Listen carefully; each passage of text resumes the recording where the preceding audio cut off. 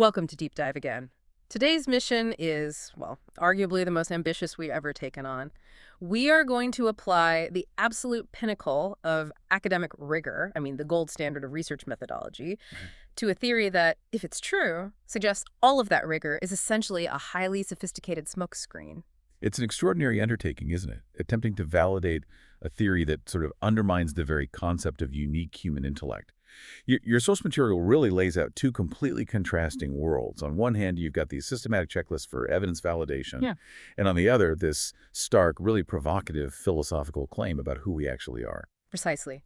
And that's the core mission for us today, to examine whether human intelligence represents a true a qualitative leap, something that grants us a superior moral and cognitive standing, or if it's merely a quantitative advantage, just a genetically enhanced tool we use to perpetuate our most primitive primate drives through these ridiculously complex modern systems. The irony is just delicious, really.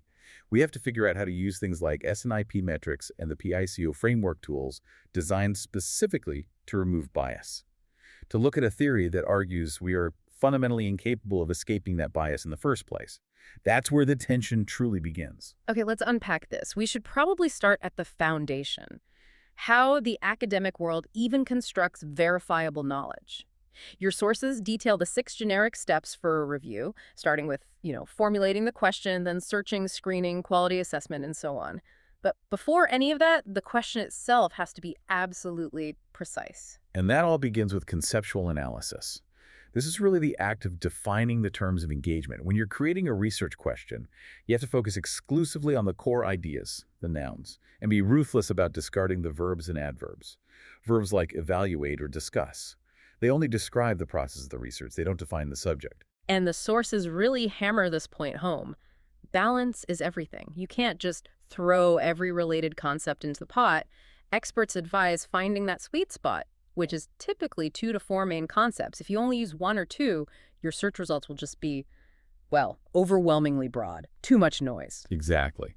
And conversely, if you include, say, 6 or 7 concepts, your search becomes so narrow, so specific, that you risk missing groundbreaking, relevant studies simply because they didn't use your exact unique combination of terms.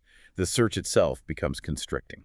And you also have to watch out for these linguistic traps. The sources call out polysemy when a single word has multiple distinct meanings. So if you're researching financial stress and you just type in depression, you might get articles on economics, psychology, or even geology. Yeah. If you don't define your concepts rigidly from the start, your entire study is built on this shaky foundation of irrelevant data. So to impose that structural rigidity, researchers use the PICO framework. This is the absolute gold standard for defining a question, especially in evidence-based practice. PICO stands for population problem, intervention, comparison, and outcome. It's so much more than just a mnemonic, isn't it? It's really a mechanism of control over your own thinking. PICO forces researchers to externalize their assumptions. It makes you explicitly define who is being studied, what is being done to them, what the alternative is, and what the result should be. If you can't define those 4 points clearly, your question isn't ready. And that clarity is vital, especially because the theory we're examining today suggests that human thought is so easily swayed by self-interest and bias. The meticulous structure of PIC acts as a bulwark against that inherent, that primitive subjectivity. But structure alone isn't enough. Once you find a study, you have to assess its credibility. And we often hold up peer review as the final word, but your sources argue that just ticking a box saying it was peer-reviewed is, well, it's inadequate. You need a qualitative check. Yeah. Which brings us to the CARS checklist. Right, CARS. It offers a 4-pronged approach to evaluating a source: credibility, accuracy, reasonableness, and support. It demands far more than just a glance at the journal title. Let's break those down. Credibility, obviously, that's checking the author's credentials. Are they qualified to make this claim? And accuracy is about ensuring the information is timely and, crucially, verifiable against other independent sources. Then you get to reasonableness, which is perhaps the most important check against that primitive bias we were talking about. Reasonableness demands that the tone is objective, balanced, free from emotional charge or evident self-interest. If the conclusions are wildly disproportionate to the evidence presented, it fails the reasonableness test. And finally, support. This is the validation layer. It ensures the claims are substantiated by sources that are themselves reliable. So the whole system is built on this kind of rigorous, institutionalized skepticism. And if the theory we're looking at today is correct, that we are fundamentally driven by primitive self-interest, then the very existence of the CARS checklist proves how hard we have to fight those instincts to produce honest knowledge. Okay, so once our concepts are defined and we know what quality looks like, we shift to section 2, the advanced search tactics. We need to be comprehensive without drowning in irrelevant material. The basic tools here are the search operators. Yes, the Boolean operators, AND or R and not. Think of them as the basic grammar of database searching. If you use AND, you narrow the results dramatically because the database has to find all of the connected terms. And our R does the exact opposite. If you're searching for different ways a concept is phrased, say global warming or climate change, you use R to expand the results. But the real power comes from structure, and this is where parentheses become absolutely vital. They act like linguistic punctuation.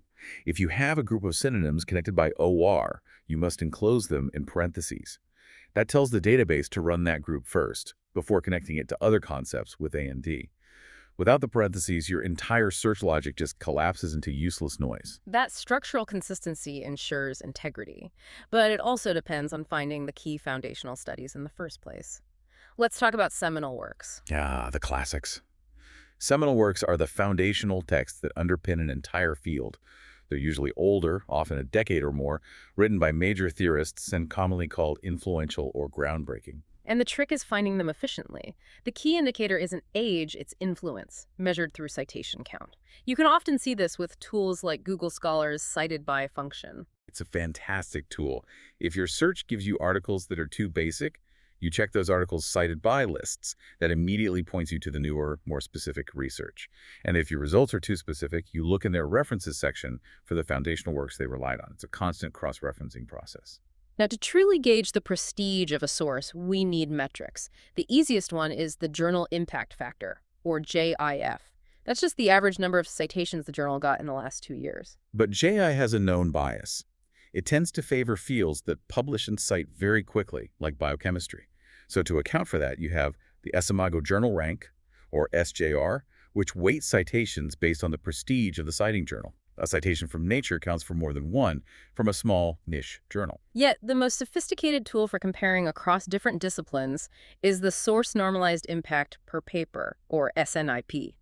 This is where methodological fairness really comes into its own. Absolutely. SNIP is designed to address the fact that an engineering paper might take 5 years to get the same number of citations a psychology paper gets into. It normalizes the citation rate against the average rate for that specific subject field. So SNIP is the only really appropriate tool for comparing, say, a top physics journal against a top cultural studies journal. It's a mechanism to ensure fairness, checking against disciplinary bias, a highly rational system for managing an inherently irrational world. And that brings us right to the pivot. We've spent all this time detailing this hyper-rational structure designed to eliminate error and subjectivity.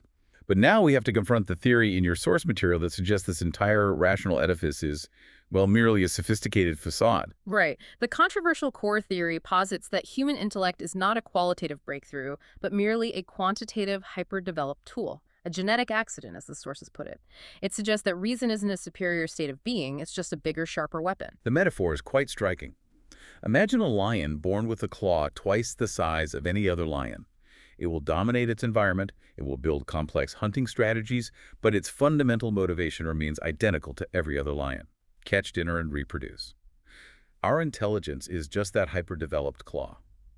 And the most controversial claim is that the chimpanzee, using a stick to fish for termites, and humanity using the James Webb Space Telescope, are engaged in activities that are not qualitatively different. Both are seeking resource acquisition, survival security, and mastery over their environment. The immense complexity of civilization is the quantitative difference, yes, but the source material argues that this complexity was actually driven by a staggeringly small, extraordinary group of people. The estimate is as few as 10,000 individuals across all of human history. whose specific superior capacity for abstract thought allowed them to elevate the entire species. That's an astounding claim, that the structures we all inhabit were built by a tiny few, but maintained by the many who just adapted to the system. And that leads directly to the philosophical implication from Daniel Dennett, that consciousness is a story the brain creates about its own functioning. We internalize this story, this powerful narrative of our unique superiority, and we use it to systematically reject our primate roots, building what he calls temples of technology to house our existence. The result being that these abstract systems, the stock market, the legal system, academia itself, were built on the genius of the few. But they ultimately serve to mask, though critically never replace, the same primitive instincts shared by the other 8 billion of us. And this is where the modern examples really hit home. Take status seeking. Your meticulously curated professional profile on a platform like LinkedIn, showcasing your achievements and influence.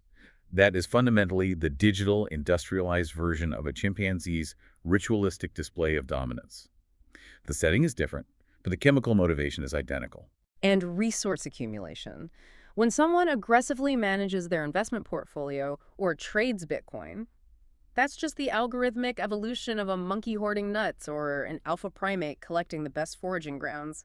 Security and influence are still the drivers. The competition for social validation on platforms like Instagram is terrifyingly modern, but it's rooted in ancient rivalry. It mirrors a male primate seeking approval with gathered resources. But because modern systems give us instant visibility of every rival's offerings, likes, job titles, the sheer quantity drives this intense, often toxic, rivalry and envy. The sources highlight that the deep societal pressure, the fear of unemployment, the anxiety of being made obsolete by AI, is fundamentally the same biological anxiety as an alpha male facing a threat to his position in the troop. Lose your status, you risk exclusion. We even see this primitive urge translated directly into hyper-rational economic concepts. The fear of missing out, or FOMO in finance, is a perfect illustration. It's not a rational calculation. It's a deeply primitive biological urge to keep pace with rivals,